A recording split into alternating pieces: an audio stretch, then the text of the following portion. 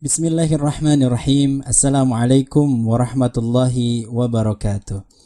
Alhamdulillahirabbil alamin hamdan wa syukran lillah amma ba'du. Alhamdulillah, saya ucapkan terima kasih banyak kepada Bapak-bapak dosen yang telah membimbing kami semuanya di sini.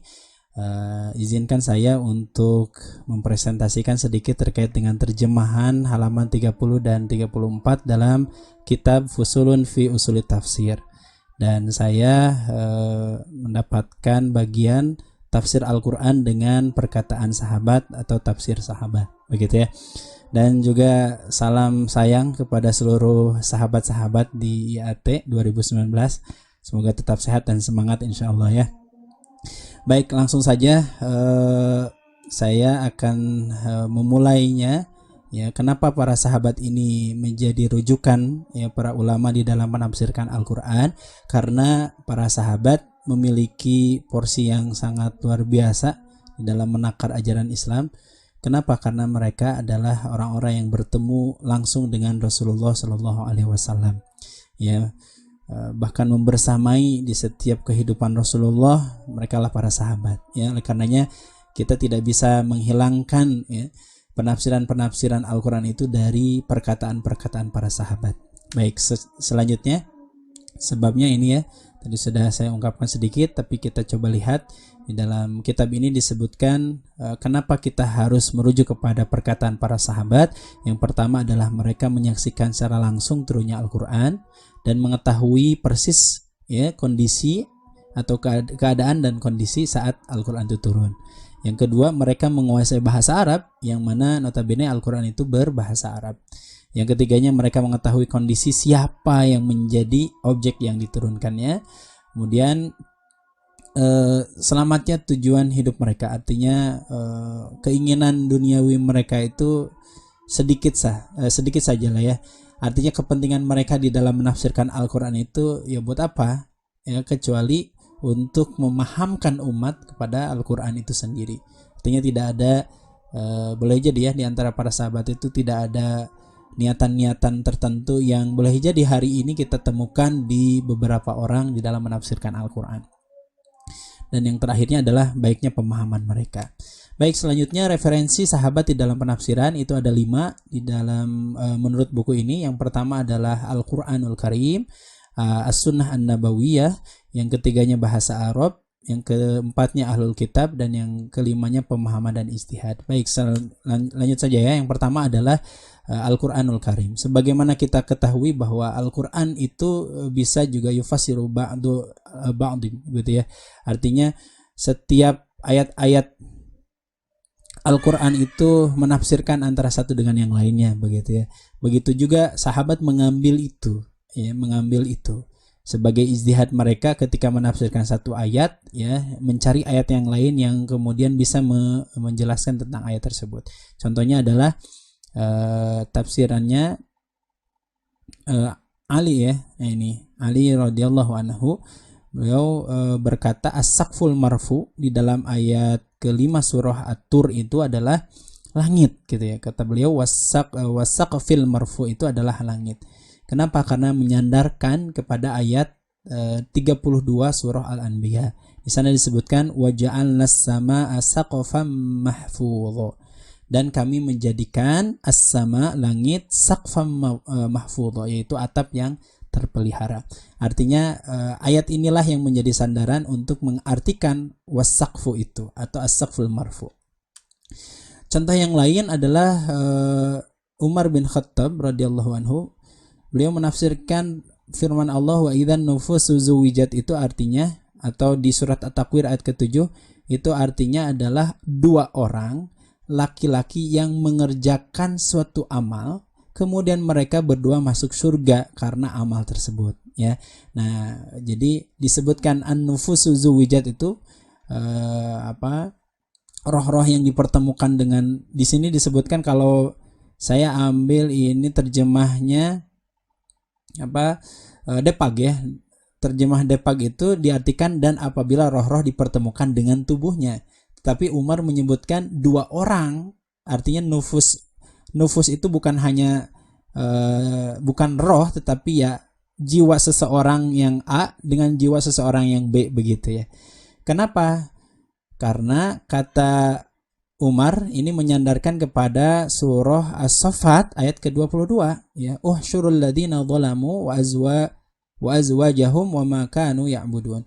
Diperintahkan kepada malaikat, kumpulkanlah orang-orang yang zalim itu beserta teman sejawatnya ya, dan apa yang dahulu mereka sembah.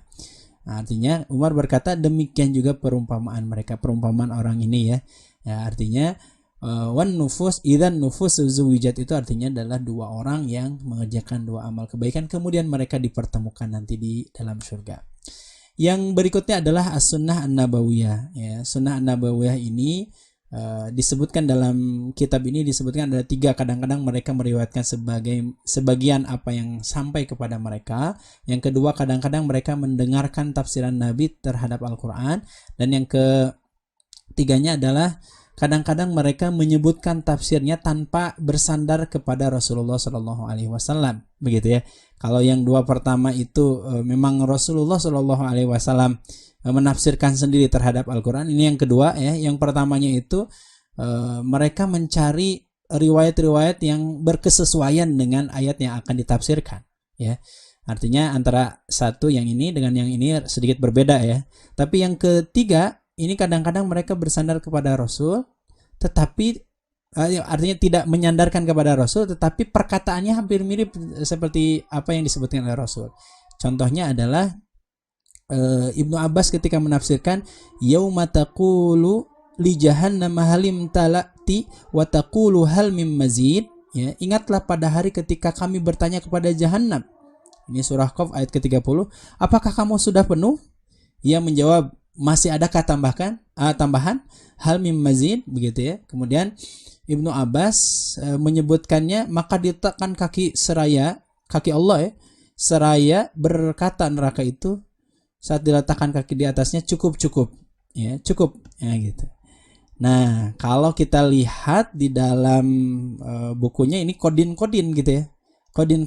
Dan di sini tidak disebutkan Ibnu Abbas itu menyandarkan kepada Rasulullah Shallallahu Alaihi Wasallam secara langsung begitu. Padahal kalau kita lihat ya, saya sempat mencari ini di dalam hadis, dalam hadis itu ternyata ada ya perkataan Nabi Shallallahu Alaihi Wasallam ini dalam Sahih Al-Bukhari, dan ternyata ditemukan, saya carinya adalah kot gitu ya, kot gitu ya. Itu nataijnya ada 26. Ya, dihasilkan kalimat kot itu dalam beberapa kitab gitu ya.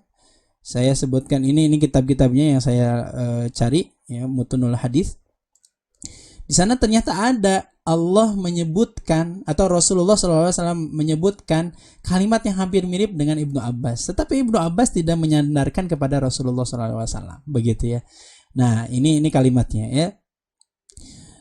Yuqalu li jahannama halim talati. Nah, hampir mirip dengan ayat Qur'annya, wa taqulu hal mim mazid fayadau ar-rabbu tabaraka wa ta'ala qadamahu 'alaiha. Tuh hampir mirip. Fataqulu, kemudian berkata qad gitu. Neraka itu berkata cukup. Nah, artinya para sahabat tidak menyandarkan secara langsung kepada Rasulullah, tetapi dengan kalimat yang lain. Nah, ini maksud dari yang ketiga ini ya, yang ketiga. Baik, selanjutnya kita masuk ke bahasa Arab ya. Mereka juga menjadikan bahasa Arab sebagai sandarannya atau referensinya. Kenapa? Karena mereka sangat mengerti tentang bahasa mereka sendiri ya, karena keseharian mereka memakai bahasa Arab begitu ya. Di antara contohnya adalah yang pertama, nah ini hanya satu saja ya. Surah Al-Insyiqaq ayat kedua, wa adzinat li rabbiha wa huqqat.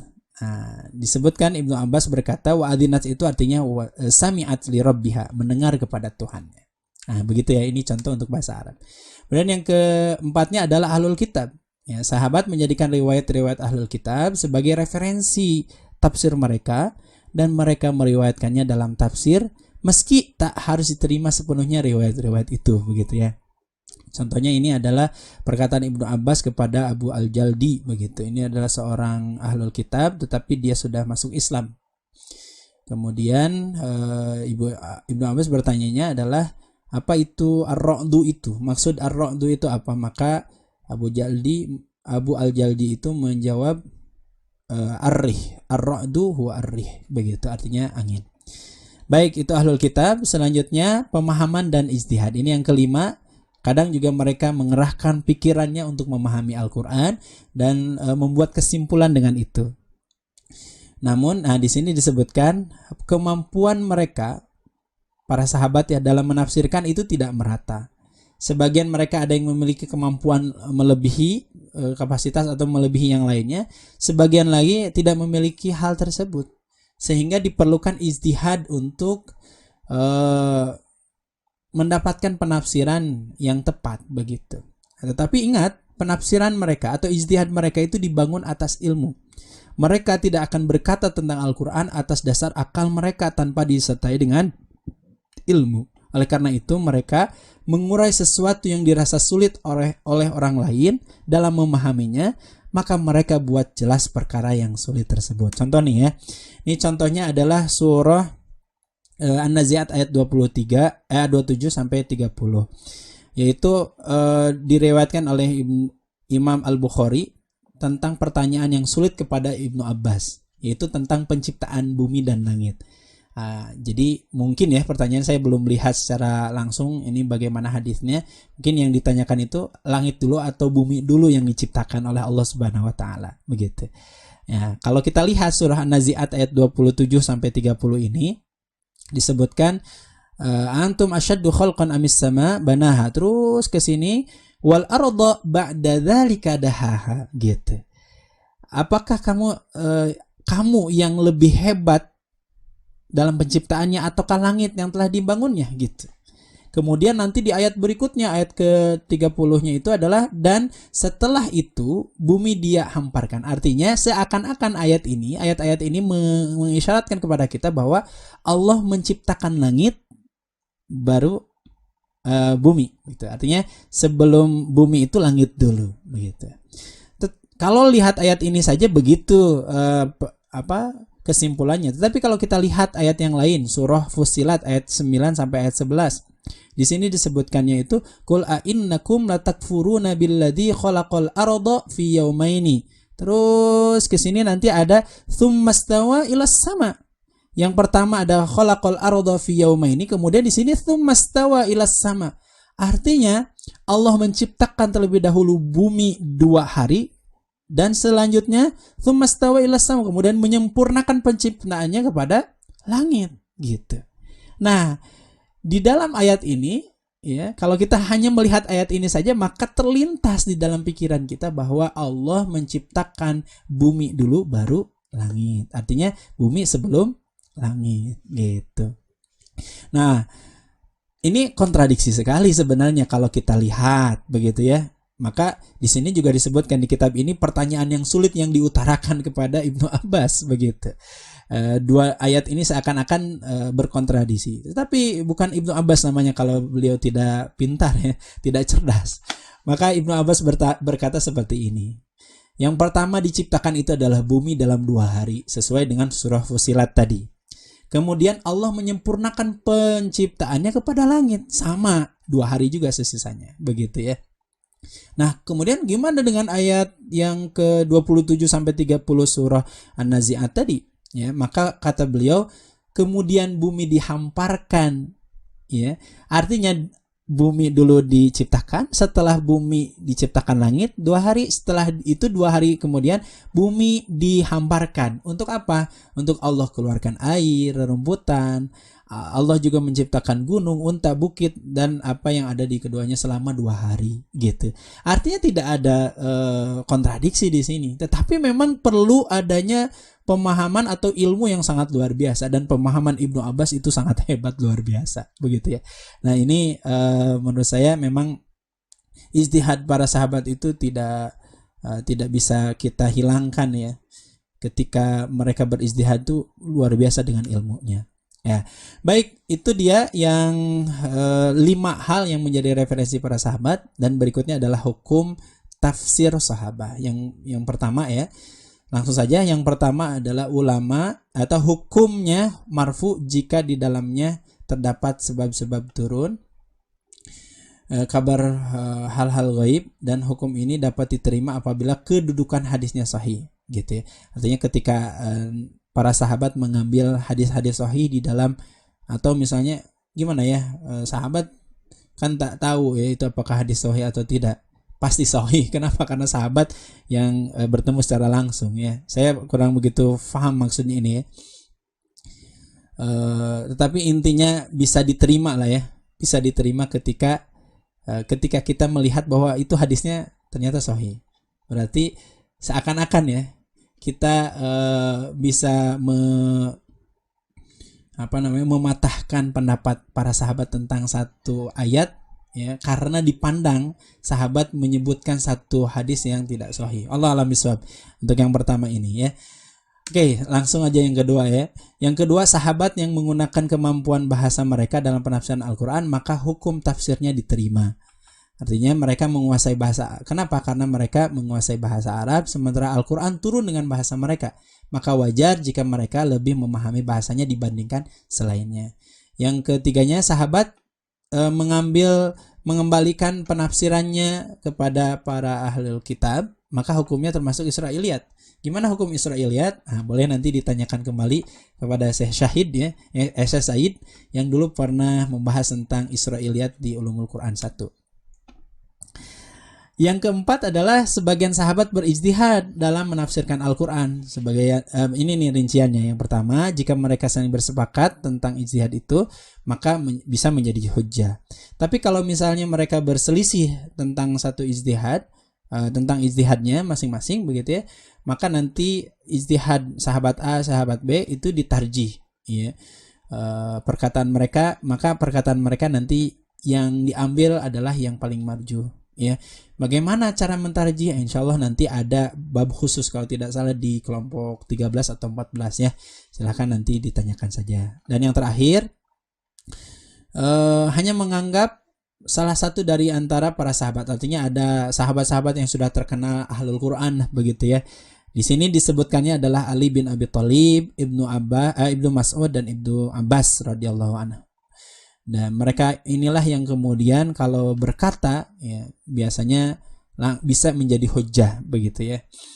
Makanya tadi kita contoh-contohnya yang dipaparkan dalam kitab ini adalah banyaknya dari Ibnu Abbas begitu ya. Atau mereka yang setelahnya artinya ini ijtihad saya mungkin adalah mereka para tabi'in yang mengambil perkataan-perkataan yang tiga tadi, atau mungkin ada yang lain selain tiga ini begitu ya, yang kemudian menjadi pendapat mereka. Artinya para tabi'in mengambil pendapat Ibnu Abbas contohnya ya, kemudian disebutkan kepada kita. Nah, maka orang yang mengambil itu juga bisa menjadi rujukan begitu. Allah alam bisawab. Itu saja untuk hari ini ya, terkait dengan tafsir Al-Quran dengan perkataan para sahabat. Intinya para sahabat mengambil 5 referensi, yaitu Al-Quran, As-Sunnah, yang ketiganya bahasa Arab ya, ahlul kitab, dan juga pemahaman dan ijtihad mereka ya. Mungkin itu saja, mohon maaf bila ada kesalahan dan kekeliruannya. Subhanakallahumma wabihamdika asyhadu an la ilaha illa anta astaghfiruka wa atubu ilaik. Assalamualaikum warahmatullahi wabarakatuh.